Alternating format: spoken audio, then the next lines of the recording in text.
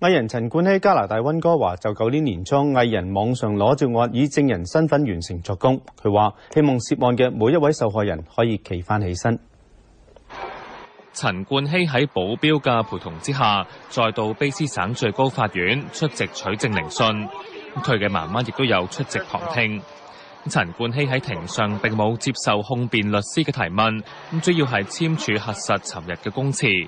今次我嚟溫哥華係做一個 witness， 佢希望可以俾一個 closure 喺呢一單案入邊。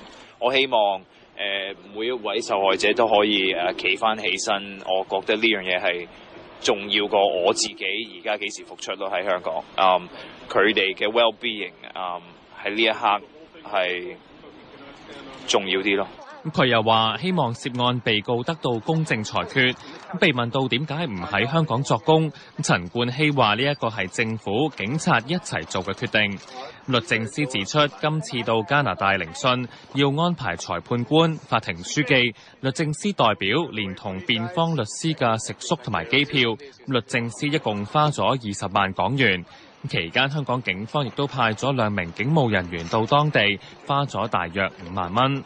舊年年初，陳冠希懷疑因為維修手提電腦，被人盜取電腦入邊嘅多名藝人嘅裸照，並將啲相發放上網。